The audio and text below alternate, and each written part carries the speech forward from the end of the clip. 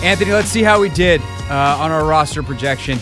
I actually think we did pretty darn well as the Commanders have named their initial 53. We pretty much knew we wouldn't get it 100% correct because we didn't know exactly injury statuses on a couple of guys, etc. But we actually did pretty darn well, all things considered. One area that we missed, we thought they would just keep 2 quarterbacks. We had Danielson, Mariota. If you're just tuning in, they've kept 3. Jeff Driskell also makes the roster for Washington. We'll see which position it was that we messed up later on and kept too many. Anthony, you might know off the top of your head, but I don't remember what it is. So running back, Robinson, Eckler, McNichols, got that right. Man, I'm so bummed that we're not perfect at tight end. Ertz, Sinnott, Bates, Colson Yankoff, he made it. We decided that Cole Turner was the guy that was going to make it. I kind of really wanted to go Yankoff. I wish I'd fought harder for it. And I get why. He's been better on special teams. He's been one of their top special teams guys. And I think he just offers more versatility at the tight end position, and Turner wasn't reliable. And so, unfortunately, if your good practice play doesn't turn into good gameplay and you commit penalties and you have some drops, that's going to kill your chances of making the roster. And while I do think every single year we wind up putting way too much stock into the final preseason game because it's mostly guys that aren't going to make rosters playing against guys who mostly aren't going to make rosters, that was kind of the final nail in Cole Turner's roster coffin, if you will. How much of Colson Yankoff, Javonte Jean-Baptiste being, Adam Peters and Dan Quinn draft picks do you think factored into the decision on whether or not to, keep or not keep Cole Turner, not keep KJ Henry, just because if there's not a huge gap between the two, why not go with the guy we scouted and did our due diligence? Well, and also they brought him in for a reason, right? Like the upside's there. Yankoff's a kind of freakish type of athlete, like really, really raw. And so it's like, well, Cole Turner's been here for 2 years. Contractually, like the UDFA is cheaper than the young veteran. And not that they need cap space, but you also have a guy that you feel like you can develop and the upside's higher. Like you've already got a couple of years or in Cole Turner's case, and or I guess this was year 2. KJ Henry, you saw some of what he was last year, and Javonte Jean-Baptiste has a higher upside. So why not swing bigger? And so again, it's not so much like a pride thing. It's a on the substance. They brought these guys in for a reason. Tyler Owens, they brought him in for a reason. And when that reason is realized on the field, you tend to stick with those guys. And, they probably wouldn't have drafted these other guys for reasons that became apparent on the field. With Henry, I'm not frankly sure what that reason is. I thought he played really hard. I thought he was productive. He's a great dude, good leadership skills, all that kind of stuff. But for whatever reason, he's not their kind of guy, I guess, or they would rather take the investment on someone who's got a higher upside. Receiver, we went 6 for 6. McLaurin, Brown, Zacchaeus, McCaffrey, Crowder, Pringle. Done and done. We'll see if that holds, though, as they could be in the receiver market on the waiver wire or, as other players get released around the league. At offensive line, Wiley, Cosme, Biotish, Allegretti, Coleman, Lucas, Paul, Dieter. We had Julian Good-Jones. They wind up going a different direction, Anthony, in Trent Scott. So they keep the extra tackle, which I think is pretty fascinating, too, because I would trust Chris Paul at tackle over Trent Scott right now. And if that's the case, why are you keeping Trent Scott? You need a 5th tackle versus another swing interior lineman, a guy who can play both guard spots at the very least. To me, that seems like a spot where they might go find someone. They might go find a guard and ultimately switch out Trent Scott, see if they can move him back to the practice squad and keep him around that way.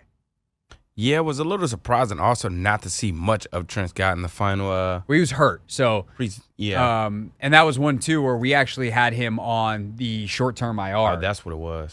So I guess that's not a total miss from us, but is what it is.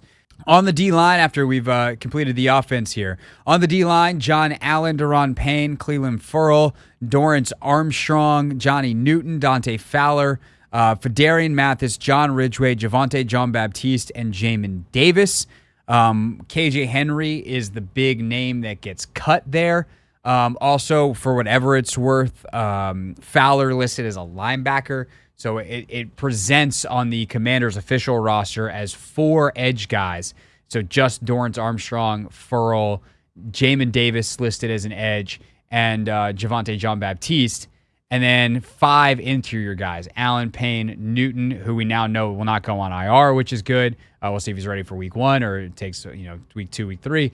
But Newton, Allen, Payne, and then for now, Fedarian Mathis and John Ridgeway, although Ridgeway has reportedly been in trade discussions with a couple of teams interested in his services, and the Commanders potentially interested in parting ways with him, or okay with parting ways with him, Anthony, which makes a lot of sense.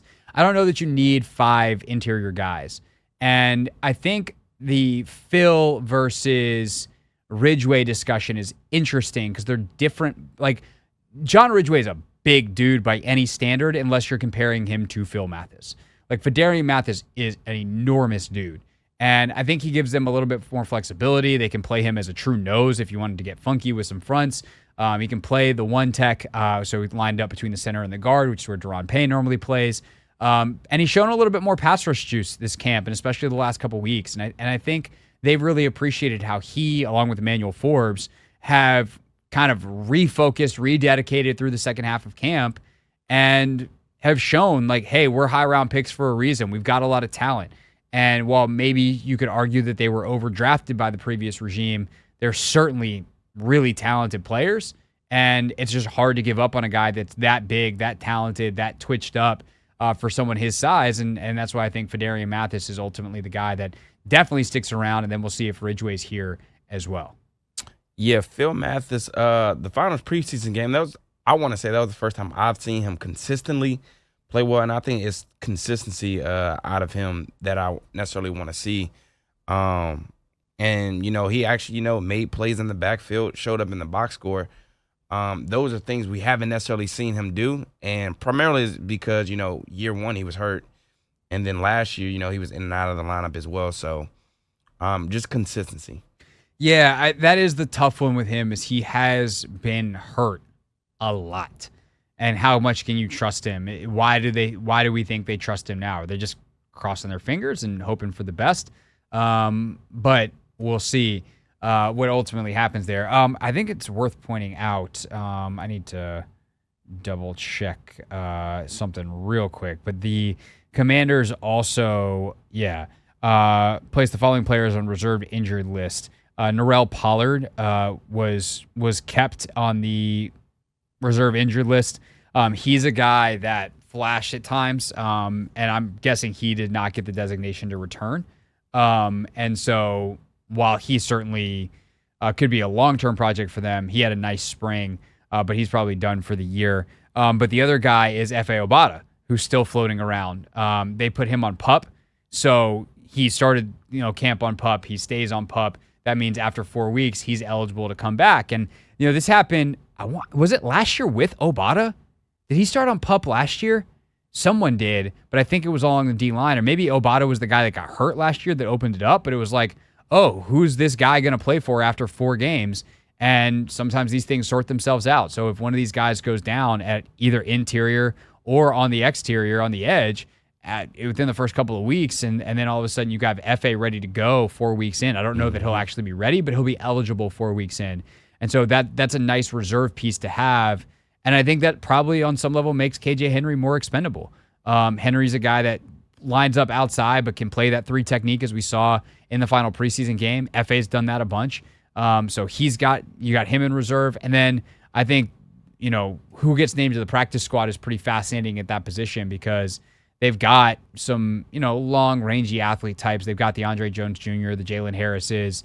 And then, I would assume that like Benning Patoe, et cetera, winds up back on the practice squad on the inside. And some of those guys have had really, really nice camps. And so if they wind up trading Ridgeway, and then you have those guys as depth pieces on the practice squad, and you protect them week after week, / other teams aren't jumping to claim your guys week after week. I think you're in good shape there with some of the depth that they have, and then they hopefully will continue to build it in years to come. Anything else on the D-line? No, I think you touched on everything. Okay, that's my job. So just making sure that didn't drop anything along the way. Linebacker, we already mentioned Dante Fowler, officially listed as a linebacker, but we know he's an edge. I don't know what's up with that.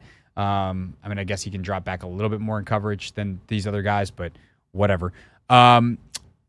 We got the 4 right. Wagner, Luvu, Walker, and Dominique Hampton, who's officially been switched, although he can still play some safety and probably will in a pinch if he has to, or they might just drop him out in like a junk coverage. Like, who knows? It's going to be really fun to watch Joey Jr. operate.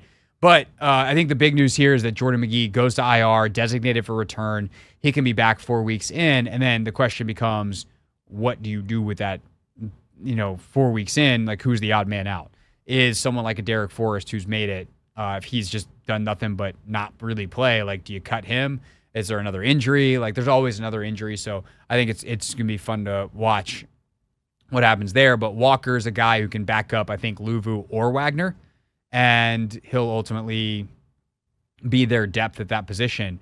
But they're thin. But in a defense where they're going to use safeties down in the box a ton, I think this is proper roster construction to understand where they need the bodies. And linebacker, Anthony, they just don't need the bodies.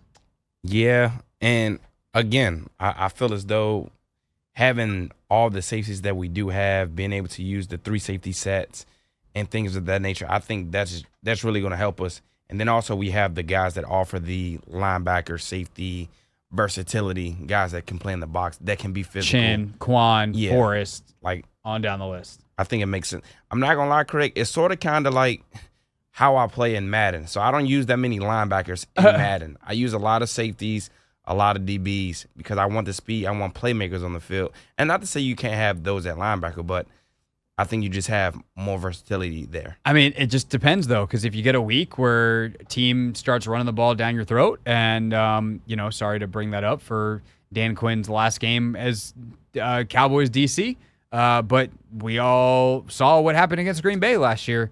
So there are teams that have been able to find exploitation of this scheme, but I think the hope is that DQ's a lot more solid up the middle now than he was last year in Dallas with Allen and Payne. So hopefully that is not something that can be done. But having that beef at linebacker would be nice. I think the other thing, though, is Dan has continued to say they'll flex Jamin back to linebacker if they absolutely need to. And so the built-in versatility of some of these guys, I think, does help you be a little thinner at that spot. And then last but not least, safety, Chin, Martin, Reeves, Butler, Owens, and Forrest. They all wind up making it. We had said we thought Tariq Castro Fields would be there. So the corners, I guess I skipped those. Corners, we got right otherwise. It is Forbes. It is BSJ.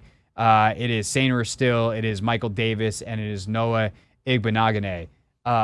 So we thought they might go the extra DB at corner. I still think there's a chance there. I still think that's a position to watch on the waiver wire. But Igbenogany can play inside, outside. I think it's going to be pretty interesting to see if Sainer still winds up playing 100% of snaps, basically. Like if there's 2 corners on the field, is he one of them? Or is it BSJ and Forbes on the outside? And then Davis is the logical third guy on the outside in case something happens to one of those 2 starters. But yeah, at safety, they kept them all. And I think the new kickoff rule, the way it is, like having speed to cover kicks is really important. Having big physical hitters is important.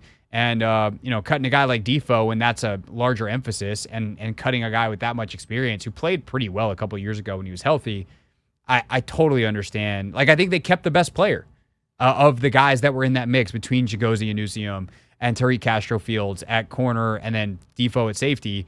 I know the position is what it is, but I think they kept the best player of those 3 that I think were battling for that spot.